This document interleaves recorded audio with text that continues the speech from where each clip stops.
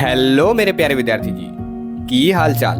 मैं हूं आपका बड़ा भाई धर्मवीर भारती और आज के इस वीडियो में मैं एक बार फिर से आप सबों के बीच हाजिर हूं और आज मैं लेकर के आया हूं क्लास 10th ज्योग्राफी का प्राकृतिक संसाधन, यानी कि ये भारत संसाधन एवं उपयोग में ही एक छोटा सा चैप्टर है प्राकृतिक संसाधन। आज के इस वीडियो में हम इसे बड़े ही आसान और सरल शब्दों में आप सबों को बताने वाले हैं। तो चलिए बिना देर किए इस क्लास को शुरू करते हैं। तो विद्यार्थी जी, और बातें मैं आपको वीडियो में आगे बढ़ने से पहले बता दूं कि हर चैप्टर की भांति इस चैप्टर का भी पहले मैं आप लोगों को थ्योरी लेक्चर कराऊंगा, फिर मैं इसका ऑब्जेक्टिव क्वेश्चंस लेकर के आऊंगा और फिर इसके सब्जेक्टिव क्वेश्चंस को भी लेकर के आऊंगा। फिर ये चैप्टर जो है हम लोगों का पूरा कंप्लीट हो जाएगा। मैं आप लोगों के लिए प्लेलिस्ट जो है वो बना रखा है, आप चाहें तो वहाँ से सीक्वेंस में चीज़ों को देख और समझ सकते हैं। ठीक है, अब चलिए इस अध्याय की ओर बढ़ते हैं।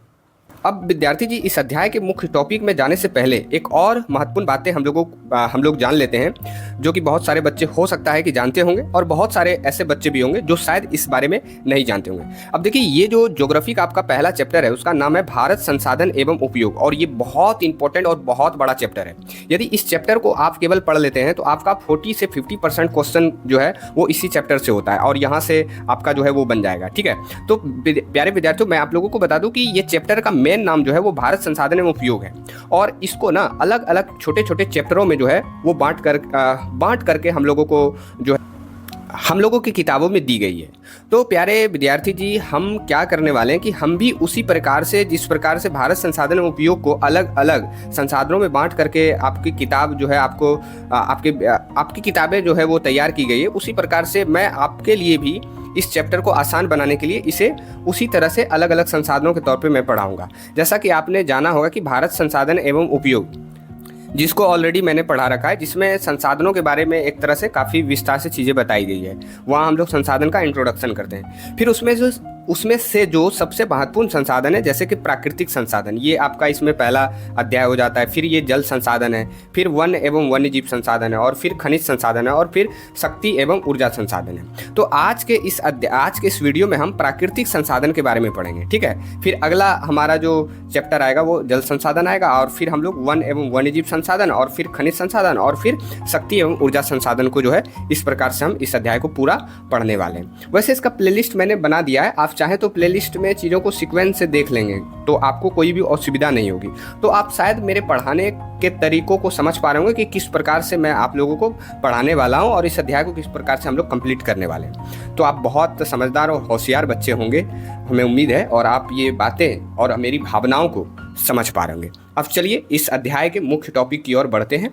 ठीक है, सबसे पहले हम लोग प्राकृतिक संसाधन के बारे में क्या पढ़ने वाले हैं उसके बारे में जान लेते हैं। तो इस अध्याय में हम लोग क्या पढ़ने वाले हैं, तो सबसे पहले मैं आप लोगों को बता दूं कि प्राकृतिक संसाधन के बारे में सबसे पहले हम लोग पढ़ेंगे, और इसके अंतर्गत हम लोग भूमि संसाधन और मृदा संसाधन, इन दोनों महत्वपूर्ण संसाधनों के बारे में पढ़ेंगे। और उसके बाद हमारा जो अगला टॉपिक है वो भू क्षरण और भू संरक्षण है, इसके बारे में भी इस अध्याय में हम लोग पढ़ने वाले हैं। तो बेसिकली देखा जाए तो ये दो महत्वपूर्ण और मोटे टॉपिक्स हैं जिनको इस अध्याय में हम लोगों को पढ़ना है, और यहीं से क्वेश्चंस भी बनता है। और मैं आप लोगों को बता दूं कि मैं इस वीडियो के जरिए आपको थ्योरी के साथ साथ मैं क्वेश्चंस भी प्रीवियस ईयर कराऊंगा, जहां से आपको ये आइडिया लगे कि हमारे एग्जाम में क्वेश्चंस किस प्रकार से बनता है और हम क्वेश्चंस को बना पाते हैं या नहीं, ताकि आपकी तैयारी जो है वो बेहतर हो सके और आप बोर्ड एग्जाम में अच्छा परफॉर्म करें और बोर्ड को फोड़ डालें।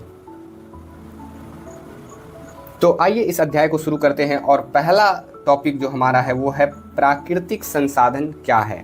तो सबसे पहले आप लोग नाम से ही स्पष्ट कर पा रहे होंगे कि प्राकृतिक संसाधन, यानी प्राकृतिक संसाधन वे संसाधन हैं जो हमें सीधे प्रकृति से मिलती है।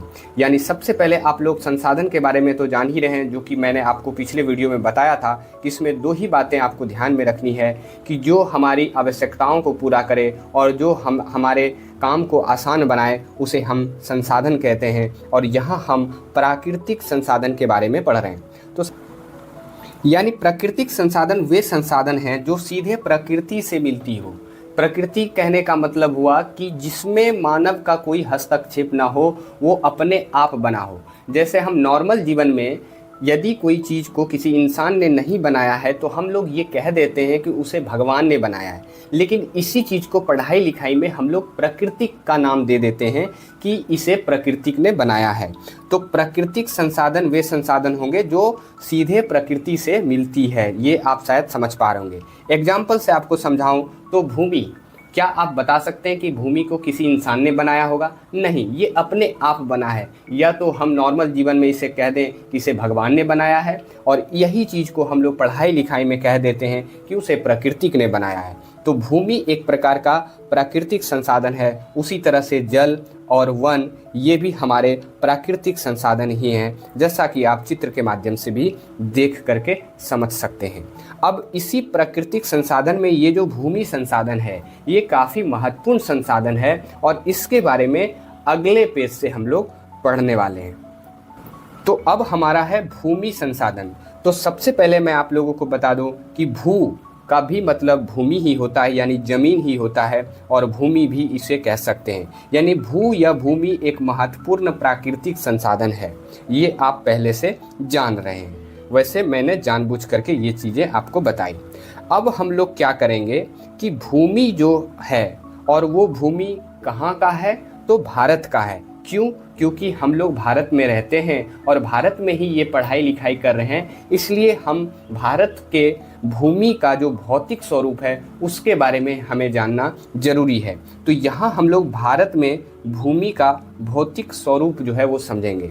आपको शायद ये भौतिक स्वरूप जो है वो शायद समझने में असुविधा हो रही होगी, तो मैं आप लोगों को समझा दूं। भौतिक स्वरूप का मतलब भारत की जो ज़मीन है, भारत की जो भूमि है, वो भूमि पे क्या क्या चीज़ें मौजूद है बहुत बड़ी मात्रा में, यानी कि वो देखने में कैसा है।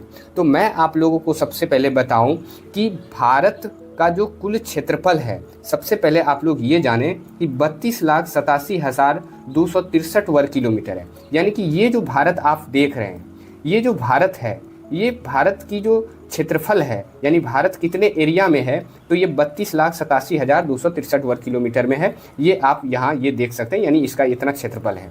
आपको ये तो पहले ध्यान में रखना है। अब आपको इस पूरे क्षेत्रफल को 100% मान लेना है, और 100% में हम लोगों को देखना है कि किस किस प्रकार के भौतिक स्वरूप जो हैं वो भारत में दिखाई पड़ते हैं। तो सबसे पहला और सबसे बड़ा भौतिक स्वरूप जो है वो मैदान वाला है भारत का, जो कि 43% है। यानी ये भारत की जो ज़मीन है, ये भारत की जो भूमि है, यहाँ सबसे अधिक मैदान है, और कितना है तो 43% है। ये आप समझ रहे होंगे। और दूसरे नंबर पे हमारा पर्वत है जो कि 30% है, और तीसरे नंबर पे हमारा पठार है जो कि 27% है। यहाँ आप इस चार्ट के माध्यम से भी देख सकते हैं, जो कि आप ही के किताब का एक कट मैंने जो है वो यहाँ लगाया है। इससे भी आप समझ सकते हैं कि 43% मैदान है, 27% आपका पठार है, और 30% आपका जो है वो पर्वत है। अब आप लोग सोच रहे होंगे कि भौतिक स्वरूप में केवल यही 3 चीज़ें हैं। देखिए, 3 चीज़ के अलावे भी और भी चीज़ें हैं, लेकिन बड़े पैमाने पर मैदान, पर्वत और पठार ही जो है भारत की भूमि पर पाया जाता है। तो आप भारत में भूमि का भौतिक स्वरूप को शायद समझ पा रहे होंगे। अब आगे मैं आप लोगों को यहाँ बताऊंगा कि वो जो आप 100% भूमि देखें, जिसमें आप मैदान भी पाएं, पर्वत भी पाएं और पठार भी पाएं, तो अब हम लोग यहाँ से ये समझेंगे कि भारत में भू उपयोग प्रारूप, कि भारत की जो भूमि है उसको किस प्रकार से हम उपयोग करते हैं। तो सबसे पहले मैं आप लोगों को बता दूं कि ये जो 100% भूमि है ना, इस 100% भूमि का 100% भूमि हम लोग उपयोग नहीं कर पाते हैं। तो सबसे पहले आप लोगों को जानना है कि भारत का जो कुल क्षेत्रफल है, कुल क्षेत्रफल का लगभग 93% भूमि का उपयोग होता है।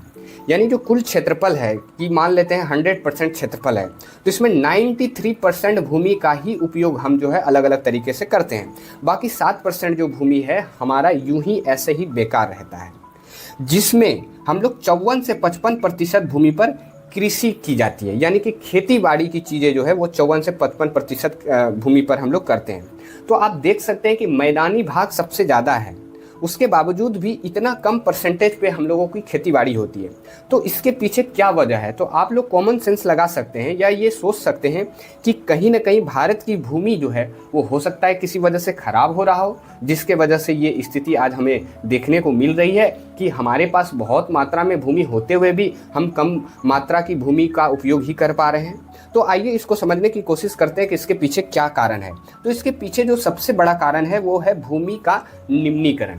तो अब आप लोग सोच रहे होंगे कि ये निम्नीकरण क्या होता है। तो आइए मैं आप लोगों को समझाता हूँ कि भूमि के ऊपरी परत का कई कारणों से क्षय होना, क्षय का मतलब आप खराब समझ सकते हैं या नष्ट समझ सकते हैं, होना या अनुपजाऊ होना, अनुपजाऊ का मतलब जिसमें आप कुछ उगा ही नहीं सकते, ही भूमि का निम्नीकरण कहलाता है। यानी कि भूमि का क्षय होना या अनुपजाऊ होना ही भूमि का निम्नीकरण कहलाता है।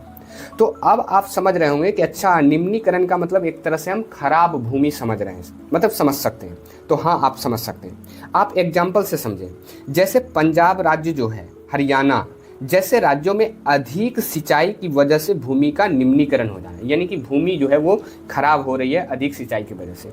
अब कई बच्चे ये सोच रहे होंगे कि सर, अधिक सिंचाई की वजह से भूमि भी खराब होती है क्या? हाँ, अधिक सिंचाई से भी भूमि खराब होती है, क्योंकि आप ज़्यादा मात्रा में यदि पानी जो है वो देते हैं ज़मीन में, तो ज़मीन का जो पोषक तत्व है वो पानी के साथ बह के नीचे चला जाएगा, जिससे आप किसी भी फसल को उस मिट्टी में उगाएंगे तो वो फसल जो है आपका अच्छा होगा ही नहीं। यानी मिट्टी जो है वो खराब हो चुकी है, क्षय हो चुकी है, या एक तरह से कहें तो निम्नीकरण हो गई है।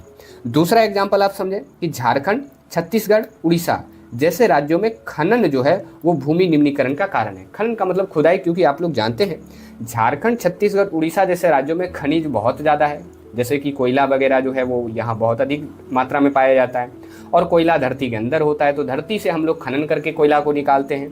लेकिन वो खनन वाला जो एरिया होता है वो वैसे ही छोड़ देते हैं, जिस वजह से भूमि जो है वो खराब हो जाती है, वहाँ खेती बाड़ी हम लोग कर ही नहीं सकते। तो कहीं ना कहीं झारखंड, छत्तीसगढ़, उड़ीसा जैसे राज्यों में खनन जो है वो भूमि निम्नीकरण का कारण है। तो आप ये समझ सकते हैं कि ये दो बड़े कारण हैं भूमि निम्नीकरण के पीछे। वैसे आप लोगों को नोट में ध्यान में रखना है कि अधिक सिंचाई, खनन, वनोन्मूलन भूमि निम्नीकरण का प्रमुख कारण है। नोट में मैंने आपको 4 कारण बताए, एक तो अधिक सिंचाई, एक खनन, और तीसरा जो है वो है वनोन्मूलन। 3 कारण आपको मैंने बताया। वनोन्मूलन का मतलब होता है वनों की कटाई, या वनों को साफ किया जा रहा है, वनों को काटा जा रहा है, तो उसी को बोलते हैं वनोन्मूलन। और इसके वजह से भी भूमि जो है वो निम्नीकरण हो रहा है, यानी खराब हो रहा है। तो आप शायद समझ पा रहे होंगे कि भूमि का निम्नीकरण क्या होता है और इसके पीछे क्या कारण है। अब यहाँ आपको मैं होमवर्क दूंगा ताकि आप ये आइडिया लगाएं कि हमारा जो बोर्ड एग्ज़ाम है वो किस प्रकार से क्वेश्चन पूछेगा और कहाँ से क्वेश्चन आ रहा है, क्या क्वेश्चन हमसे बन रहा है, ताकि आप ये आइडिया भी लगाएं कि मैं जो आपको पढ़ा रहा हूँ वो अच्छे से पढ़ा रहा हूँ या नहीं।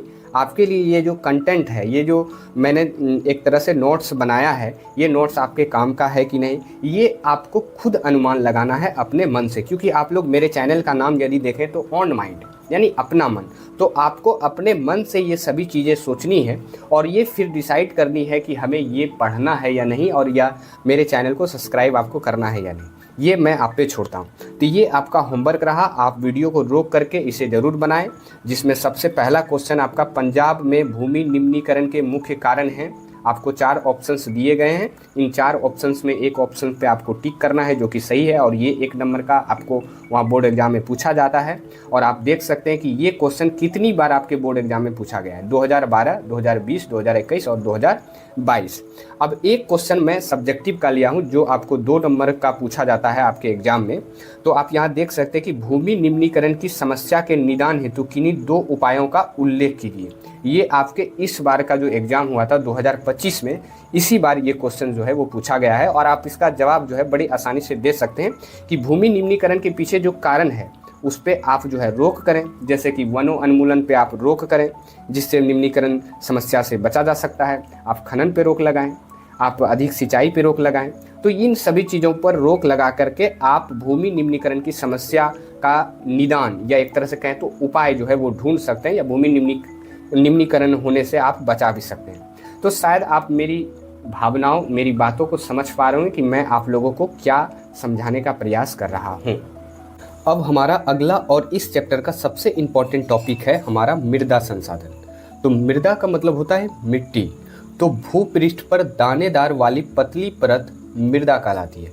भू का मतलब होता है भूमि, पृष्ठ का मतलब होता है सतह, और उसके ऊपर जो आप दानेदार वाली पतली परत जो देखते हैं उसे ही मृदा कहा जाता है। और आप सभी जानते होंगे कि मृदा हमारे लिए कितना ज़रूरी है। अब मृदा का निर्माण जो होता है वो चट्टानों, पौधों एवं जंतुओं के अवशेषों से होता है। यानी कि मृदा जो बनता है वो चट्टानों से बनता है, चट्टानों के टूटने फूटने से बनता है, पौधों के अवशेष से बनता है सड़ गल के, और फिर जंतुओं के अवशेष से भी मृदा का निर्माण होता है। अब मृदा निर्माण के कुछ प्रमुख कारकों को देख लेते हैं जिसकी वजह से मृदा जो है वो बनती है। जैसे कि आप यहाँ चट्टान, पौधे, जंतुएं, इन सबों के अवशेष से मृदा तो बनता है, लेकिन इसके पीछे बहुत सारे चीज़ें जो है वो काम करती है कारक के तौर पे या कारक के रूप में, तब जा कर के वो मृदा जो है वो बनती है, यानी कि मृदा में कन्वर्ट होती है, मृदा का रूप लेती है। और उसमें सबसे बड़ा जो कारक है वो है जलवायु। तो मृदा निर्माण के सबसे प्रमुख कारकों में जो सबसे पहला कारक है वो है जलवायु, यानी जलवायु के कारण जो है वो मृदा जो है वो बनती है। दूसरा है जैव पदार्थ। अब जैव पदार्थ में यही चट्टान, पौधे और जंतुओं के अवशेष जो है वो आएंगे और जिसके वजह से मृदा जो है वो बनती है। फिर चट्टानों के बारे में तो आप यहाँ समझ ही गए होंगे कि चट्टान के वजह से भी जो है वो मृदा जो है वो बनती है। और चौथा जो हमारा है वो समय है, क्योंकि समय मृदा को नहीं मिलेगा तो वो बनेगा कैसे, तो उसको उचित समय का मिलना भी ज़रूरी है। तो मृदा निर्माण के पीछे ये 4 प्रमुख कारण हैं जिनको आप लोगों को ध्यान में रखना है। पहला जलवायु है, दूसरा जैव पदार्थ है, तीसरा चट्टान है और चौथा समय है। तो शायद आप इन बातों को समझ पा रहे होंगे। अब यहाँ हमारा जो अगला टॉपिक है वो है मृदा के प्रकार। तो यहाँ से हम लोग मृदा जो है वो कितने प्रकार के होते हैं उसके बारे में पढ़ेंगे। और सबसे पहले मैं आप लोगों को बता दूं कि यहाँ अब हम लोग भारत के संदर्भ में जो है वो पढ़ाई करेंगे कि भारत के संदर्भ में भारत में कितनी प्रकार की मृदाएं यानी मिट्टी जो है वो पाई जाती है, उन सभी मिट्टी के बारे में हम लोग यहाँ जो है वो पढ़ेंगे। तो मैं आप लोगों को बता दूं कि भारत में 6 प्रकार की मृदा पाई जाती है, जिसमें सबसे पहला हमारा है जलोढ़ मृदा, दूसरा काली मृदा है जिसे रेगुर मृदा के नाम से भी जानते हैं हम लोग, तीसरा लाल और पीली मृदा है, चौथा लेटेराइट मृदा है और पांचवा मरुस्थलीय मृदा है, और छठा हमारा है पर्वतीय मृदा जिसे वन मृदा के नाम से भी हम लोग जानते हैं। अब ये इस 6 मृदाओं को हम आप लोगों को थोड़ा सा यहाँ मैप के सहारे जो है थोड़ा बता दूं, जिससे आप जो है और इजी वे में मृदा को भारत में कहाँ कौन कौन सी मृदाएं मौजूद है उसे आप आसानी से समझ सकते हैं। यहाँ आप देख सकते हैं कि यहाँ अलग अलग कलरों में रंगों में 6 मृदाओं के जो है वो बताया गया है। और यहाँ से आप ये देख सकते हैं, यहाँ सबसे पहले आपको जलोढ़ मृदा पे ध्यान देना है। ये जो आप ये कलर देख रहे हैं ये आपका जो है वो जलोढ़ मृदा है, तो आपको ज़रूर इसको ध्यान से देखना है। बाकी फिर लाल और पीली मृदा के बारे में दिखाया गया है इस कलर में, ये आपका लाल और पीली मृदा है। उसके बाद काली मृदा को भी दिखाया गया है जो कि यहाँ है, और उसके बाद लेटेराइट मृदा को दिखाया गया है जो कि बहुत कम है, कुछ यहाँ है कुछ यहाँ है, कुछ जगहों पे है। तो इस तरह से 6 मृदाओं को आपको भारत में दिखाया है कि कौन कौन सी मृदाएं कहाँ जो है वो मौजूद है, और इसे आप देख करके आसानी से समझ भी सकते हैं। अब हम लोग क्या करेंगे कि इन 6 मृदाओं को एक एक करके और डिटेल से जानेंगे, और हम लोग समझने की कोशिश करेंगे कि किस प्रकार से आपके बोर्ड एग्जाम में क्वेश्चन जो है वो बनेगा। तो उसके हिसाब से हम लोगों को अच्छे से मृदा के बारे में जो है वो पढ़ाई करनी है। और सबसे पहले हम जलोढ़ मृदा से शुरू करेंगे। और आप लोगों को पहला पॉइंट ध्यान में रखना है कि भारत का जो उत्तरी मैदान है वो जलोढ़ मृदा से बना है। जैसा कि मैं आपको मानचित्र में दिखाना चाहूँ तो आप ये देख सकते हैं, ये है भारत का उत्तरी मैदान, और ये कलर जो आप देख रहे हैं, ये जो मैंने इस तरह से कलर किया, ये सभी जो है वो जलोढ़ मृदा ही है। यानी कि इन सभी जगहों में जलोढ़ मृदा जो है वो पाई जाती है। तो इसलिए हम लोग कहते हैं कि भारत का जो हमारा उत्तर का मैदान है वो जलोढ़ मृदा से बनी है। और आप बिल्कुल इन बातों से सहमत भी होंगे और समझ भी पा रहे होंगे। अब जलोढ़ मृदा का निर्माण जो होता है वो हिमालय की 3 महत्वपूर्ण नदियों जिसमें गंगा, सिंधु एवं ब्रह्मपुत्र द्वारा लाए गए निक्षेपों से हुई है। निक्षेपों का मतलब होता है कि जो अपने साथ वो अवशेष लाती है नदियाँ, वो लास्ट में जहाँ जमा करती है ना, उसी से जो है वो मैदान बनता है। और मैं आप लोगों को थोड़ा और अच्छे से बताना चाहूँ कि आप लोग सभी जानते होंगे कि भारत के उत्तर में एक बहुत बड़ा पर्वत है हिमालय पर्वत, और यहीं से 3 प्रमुख नदियां जो है वो निकलती है, सिंधु, गंगा और ब्रह्मपुत्र। और इसी से जो है ये जो मैदान बना है हमारा जलोढ़ मृदा का, इन्हीं 3 नदियों के निक्षेप से बना है। यानी कि इसके साथ जो मलबा आया वो यहाँ आकर के जमा हो गया, जिससे एक बड़ा मैदानी एरिया जो है हमें मिलता है भारत के उत्तरी हिस्से में। तो आप लोगों को ध्यान में रखना है कि जलोढ़ मृदा का निर्माण किन 3 प्रमुख नदियों से हुआ है, तो गंगा, सिंधु और ब्रह्मपुत्र। अब अगला पॉइंट आप लोगों को ध्यान में रखना है कि यह भारत की सबसे उपजाऊ मिट्टी है। ये सबसे मोस्ट इंपॉर्टेंट पॉइंट है कि आप 6 मिट्टी अभी जान रहे हैं कि भारत में पाई जाती है, और इन 6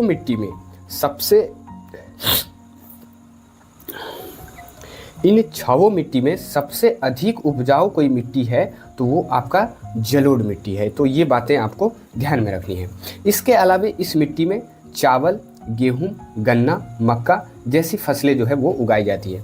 यानी कि ये जो जलोढ़ मृदा है ना, इसमें आप चाहें तो चावल, गेहूं, गन्ना, मक्का जैसी फसलों को आसानी से उगा सकते हैं, क्योंकि ऐसे भी ये तो बहुत उपजाऊ मिट्टी है ही। अब आप लोगों को ध्यान में रखना है कि ये जो जलोढ़ मृदा है ये किन किन राज्यों में पाई जाती है। तो आप सभी जानते हैं कि भारत के उत्तर में हमारा पंजाब, उत्तर प्रदेश, बिहार, पश्चिम बंगाल, ये सभी राज्य जो है वो मौजूद है। तो आप स्वाभाविक सी बात है कि इन्हीं राज्यों में जो है हमारा जलोढ़ मृदा जो है वो पाया जाता है। तो यह मिट्टी पंजाब, उत्तर प्रदेश, बिहार, पश्चिम बंगाल एवं असम में जो है वो पाई जाती है। तो ये भी पॉइंट आपको ध्यान में रखना है। अक्सर आपके एग्जाम में पूछा जाता है कि जलोढ़ मृदा जो है वो किन राज्यों में जो है वो पाई जाती है। तो ये कुछ राज्यों को आप लोगों को ध्यान में रखना है, जिसमें अपना बिहार भी जो है वो इसमें आता है। यानी कि अपने बिहार में जलोढ़ मृदा जो है वो पाई जाती है। इसलिए आप लोग देखते हुए कि जलोढ़ मृदा में हम लोग अक्सर चावल, गेहूं की खेती बड़े पैमाने पर करते हैं। अब नोट में आप लोगों को एक बात ध्यान में रखनी है कि भारत के सर्वाधिक क्षेत्र पर जलोढ़ मृदा पाई जाती है। यानी कि एक पॉइंट आपको ध्यान में रखना है कि भारत में जो क्षेत्र है मिट्टी का, उसमें सबसे अधिक मिट्टी जो है वो जलोढ़ मिट्टी ही है भारत में। तो ये पॉइंट आपको नोट में जो है मैंने बताया, तो आप ये ध्यान में रखिएगा। अब यहाँ हम लोग जलोढ़ मृदा के बारे में कुछ और नई बातें जानेंगे कि देखिए क्या होता है कि आयु के आधार पे, यानी कि एक तरह से कहे तो समय या उम्र के आधार पर जलोढ़ मृदा 2 प्रकार की होती है। जिसमें सबसे पहला जो मृदा है जलोढ़, उसे हम लोग खादर बोलते हैं, और ये बेसिकली नया जलोढ़ होता है। और दूसरा जो मृदा का प्रकार है वो है बांगर मृदा, जिसे हम पुराना जलोढ़ बोलते हैं। आइए इसको और आसानी से समझने की कोशिश करते हैं। अब देखिए खादर मृदा जो होता है, जिसे आप नया जलोढ़ भी जो है वो कह सकते हैं, कि नदियों द्वारा हाल ही में लाई गई नई मृदा को खादर मृदा कहा जाता है। तो देखिए शुरुआत में जो जलोढ़ मृदा आई नदियों के द्वारा, तो वो जो नई मृदा है ना, उसे खादर मृदा कहते हैं, या उसे नया जलोढ़ हम लोग कह सकते हैं। और आप इसमें कॉमन सेंस ये लगा सकते हैं कि अभी नई मिट्टी आई है, नई मृदा आई है, तो वो बहुत अधिक उपजाऊ होगी। तो इसलिए खादर मृदा जो होता है यह अधिक उपजाऊ होती है। तो सबसे पहले आप लोगों को ध्यान में रखना है कि खादर मृदा क्या होता है। तो नदियों द्वारा जो लाई गई नई मिट्टी होती है उसे ही हम लोग खादर बोलते हैं, और ये अधिक उपजाऊ होती है। ये 2 बात जो है आपको ध्यान में रखना है। अब वहीं बांगर मृदा यानी पुराना जलोढ़ की बात करें तो लंबे समय तक जमा पुरानी जलोढ़ मृदा को बांगर मृदा कहा जाता है। और आप स्वाभाविक इसमें भी कॉमन सेंस लगा सकते हैं कि ये लंबे समय तक है, तो इसलिए यह कम उपजाऊ होती है। यानी कि ये जो मृदा है ये कम उपजाऊ होती है। तो आयु के आधार पर जलोढ़ मृदा में आप लोगों को क्या ध्यान में रखना है कि 2 प्रकार की होती है, खादर और बांगर। खादर क्या होता है, तो नदियों द्वारा लाई गई नई मिट्टी जो होती है उसे हम लोग खादर बोलते हैं, और यह अधिक उपजाऊ होती है। बाकी बांगर की बात करें तो ये लंबे समय तक जमा पुरानी जलोढ़ मृदा जो होती है उसे हम लोग बांगर बोलते हैं, और यह कम उपजाऊ होती है। तो शायद आप इन सभी बातों को समझ पा रहे होंगे। अब यहाँ आप लोगों के लिए कुछ होमवर्क है, जिसको आप लोगों को वीडियो रोक करके जो है वो खुद करना है। इसमें सबसे पहला आप देख सकते हैं क्वेश्चन है, गंगा मैदान की पुरानी जलोढ़ मृदा क्या कहलाती है। ये इस बार 2025 में आपके बोर्ड एग्जाम में पूछा गया था, और ऑप्शन खादर, बांगर, रेगुर, इनमें से कोई नहीं। तो ये 4 विकल्पों में से एक विकल्प का चुनाव जो है आप लोगों को करना है। दूसरा 2 और क्वेश्चंस हैं जो कि सब्जेक्टिव टाइप का क्वेश्चन है, जिसमें एक क्वेश्चन है मृदा निर्माण के कारकों का उल्लेख करें। ये 2019 में जो है वो पूछा गया था। और एक क्वेश्चन ये थोड़ा सा लॉन्ग क्वेश्चन है, इसे आप दीर्घ उत्तरीय प्रश्न के तौर पे देख सकते हैं, और ये लगभग आपका जो है 4 नंबर का पूछा जाता है। वैसे इस तरह के प्रश्न आपको 2 नंबर के पूछे जाते हैं। तो यहाँ जो आपका प्रश्न है वो है जलोढ़ मिट्टी के विस्तार वाले राज्यों के नाम बतावें और इस मृदा में कौन कौन सी फसलें उगाई जा सकती है, इसके बारे में भी आपको जो है वो बताना है। तो आप खुद बनाएं और ये अनुमान लगाएं कि हम जो आप लोगों को पढ़ा रहे हैं वो सही पढ़ा रहे हैं या फिर गड़बड़ पढ़ा रहे हैं, तो आपको खुद अनुमान लगाना है। वैसे हम आगे बढ़ते हैं और हमारा अगला जो मृदा है वो है काली मृदा। तो काली मृदा के बारे में भी आपको कुछ बातें जो है वो ध्यान में रखनी है। और सबसे पहला बात ध्यान में रखनी है कि काली मृदा का दूसरा नाम जो है वो रेगुर मृदा है। ये सबसे मोस्ट इंपॉर्टेंट है। कई बार आपके बोर्ड एग्जाम में इस तरह के सवाल को दोहराया गया है कि काली मृदा का दूसरा नाम क्या है, तो रेगुर मृदा है। दूसरा पॉइंट है कि यह मिट्टी कपास की खेती के लिए बहुत उपयुक्त होती है, यानी कि कपास जो होता है, कॉटन जो होता है, उसके लिए ये मिट्टी बहुत अच्छा होता है। बहुत अच्छे पैमाने में अच्छी खेती जो है कपास की काली मिट्टी में जो है वो होती है। बाकी ये कहाँ कहाँ पाया जाता है, तो यह मिट्टी महाराष्ट्र, गुजरात, मध्य प्रदेश, छत्तीसगढ़ जैसे राज्यों में पाई जाती है। और नोट का एक पॉइंट ध्यान में रखना है कि काली मिट्टी सर्वाधिक विस्तार महाराष्ट्र राज्य में है, यानी कि सबसे अधिक विस्तार, यानी कि सबसे अधिक क्षेत्र में जो काली मिट्टी पाई जाती है वो आपके महाराष्ट्र राज्य में जो है वो पाई जाती है। तो ये पॉइंट भी आप लोगों को ध्यान में रखना है। तो मोटा मोटी 2-3 पॉइंट काली मिट्टी के बारे में इंपॉर्टेंट है कि काली मृदा का दूसरा नाम क्या है, तो रेगुर। ये किसकी खेती के लिए सबसे अच्छी मानी जाती है, तो कपास के लिए। और इसका सर्वाधिक विस्तार यानी कि सबसे अधिक ये कहाँ पाया जाता है, तो वो महाराष्ट्र में पाया जाता है। तो ये पॉइंट आप ध्यान में रख सकते हैं। वैसे हम आगे बढ़ते हैं और अगला जो मृदा हमारा है वो लाल और पीली मृदा है, जो कि उतना इम्पोर्टेंट है नहीं। एक भी बार इससे अभी तक प्रश्न जो है पूछा नहीं गया है, फिर भी मैं आप लोगों को बताऊंगा कि किताब में जो भी आपकी बातें हैं उसमें जो इम्पोर्टेंट बातें हैं, जो संभावना है कि पूछा जा सकता है, तो वो बातें ही मैंने यहाँ जो है वो नोट डाउन किया है, ताकि आपको बेफिजूल चीज़ें ना बताई जाए, क्योंकि आपका समय बहुत कीमती है। तो लाल और पीली मृदा के बारे में, इस मिट्टी का लाल रंग लोह धातु एवं पीला रंग जो है जल योजन के कारण होता है। तो सबसे पहले लाल और पीली मृदा ये 2 कलरों में पाई जाती है। तो लाल रंग जो होता है वो लोह धातु के कारण होता है और पीला रंग जो होता है वो जल योजन के कारण होता है। ये आपको ध्यान में रखना है। अब देखिए, लोह धातु तो आप समझ रहे होंगे कि आयरन जहाँ ज़्यादा होगा तो उस वजह से लाल रंग होगा। बाकी पीला रंग, ये जो जल योजन है ना, जल योजन का मतलब होता है लंबे समय तक यदि कहीं जल जमा है तो उसे हम लोग ज्योग्राफी में जल योजन बोलते हैं, और इस वजह से इस मिट्टी का कलर जो है वो पीला कलर जो है वो हो जाता है। बाकी आगे बढ़े तो लाल और पीली मृदा प्रमुख रूप से छत्तीसगढ़, ओडिशा, झारखंड, कर्नाटक, तमिलनाडु जैसे राज्यों में पाई जाती है। तो ये बातें आपको ध्यान में रखनी है। अब हमारा अगला जो मृदा है वो है लेटेराइट मृदा। तो लेटेराइट मृदा क्या है, तो लेटेराइट मृदा का लाल रंग एल्यूमिनियम और लोहे के ऑक्साइड के कारण होता है। अब देखिए, लेटेराइट मृदा का भी जो कलर होता है, रंग होता है, वो लाल ही होता है। और यहाँ इसका लाल रंग क्यों हो रहा है, तो एल्युमिनियम के कारण और लोहे के ऑक्साइड के कारण हो रहा है। या यूँ कहे तो लोहे के कारण ही यहाँ भी चीज़ें जो है वो लाल हो रही है। बाकी इस मृदा में कौन कौन सी फसलें उगाई जाती है, तो इस मृदा में काजू, कॉफ़ी, चाय, नारियल, रबर जैसी फसलें उगाई जा सकती है। बाकी लेटेराइट मृदा कहाँ कहाँ पाई जाती है, तो ये मिट्टी कर्नाटक, केरल, तमिलनाडु, आंध्र प्रदेश जैसे राज्यों में पाई जाती है। तो ये कुछ मोटी और कुछ छोटी बातें लेटेराइट मृदा के बारे में ध्यान में रखनी है। और इसमें सबसे इम्पोर्टेंट आप ध्यान में रखिएगा कि इस मृदा में किस किस प्रकार की फसलें जो है वो उगाई जाती है, जैसे कि काजू, कॉफ़ी, चाय, नारियल और रबर, क्योंकि यहाँ से क्वेश्चन जो है वो बोर्ड एग्जाम में बनता है और कई बार जो है 1-2 बार क्वेश्चन पूछा भी गया है।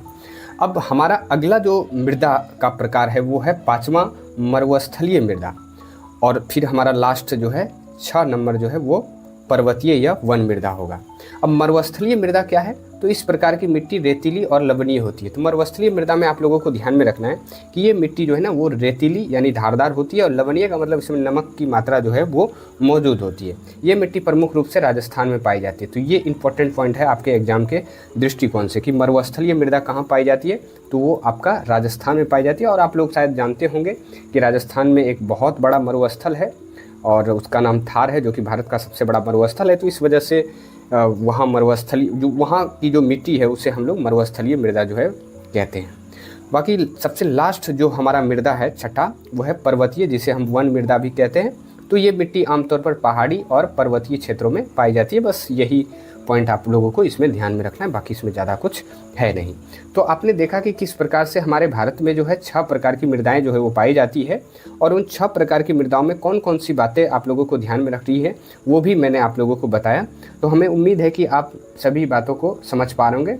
और यहाँ आपके लिए कुछ होमवर्क है जिसको वीडियो रोक करके आपको बनाना है, जिसमें एक ऑब्जेक्टिव क्वेश्चन, 2 ऑब्जेक्टिव क्वेश्चन है और एक आपका सब्जेक्टिव टाइप का क्वेश्चन है। इसमें आप एक क्वेश्चन देख सकते हैं 2025 में ही पूछा गया है, ताकि आप एक अच्छा खासा आइडिया खुद से भी लगा सके कि हमारा बोर्ड एग्ज़ाम जो है, बोर्ड एग्ज़ाम में क्वेश्चन जो है वो किस प्रकार से पूछा जाता है, ताकि आपकी तैयारी जो है वो बेहतर हो सके। अब यहाँ हम लोगों का जो लास्ट टॉपिक है इस चैप्टर का वो है भू क्षरण और भू संरक्षण। तो सबसे पहले हम लोग भू क्षरण क्या होता है इसे समझने की कोशिश करेंगे। और यहाँ आप लोगों को क्षरण का मतलब ध्यान में रखना है कि खराब या कह सकते हैं क्षय या नष्ट, इस तरह से आप कह सकते हैं। और यहाँ भू यानी कि भूमि के नष्ट की बात कर रहा है कि भू क्षरण जो है वो कैसे होता है, उसके पीछे कारण क्या है और इससे हम कैसे बच सकते हैं। इन सभी मुद्दों, सभी बातों के बारे में हम आगे जो है वो चर्चा करने वाले हैं। सबसे पहले हम लोग भू क्षरण क्या होता है इसे समझते हैं कि जब प्राकृतिक या मानवीय कारणों से भूपृष्ठ की ऊपरी उपजाऊ मिट्टी उड़ जाती है तो इसे भू क्षरण कहते हैं। अब देखिए यहाँ 2 कारणों को बताया है, यह तो वो कारण प्राकृतिक हो सकता है, यह तो वो कारण मानवीय हो सकता है। दोनों कारणों की वजह से भूमि का जो ऊपरी सतह में जो उपजाऊ मिट्टी होती है वो उड़ जाती है, जिससे भूक्षरण होता है, यानी कि भूमि की एक तरह से नष्ट होती है या खराब हो जाती है। अब यहाँ आप देखेंगे तो आपको और क्लियर होगा कि भूक्षरण के पीछे क्या कारण है। तो वनों की कटाई सबसे बड़ा कारण जो है वो वनों की कटाई है।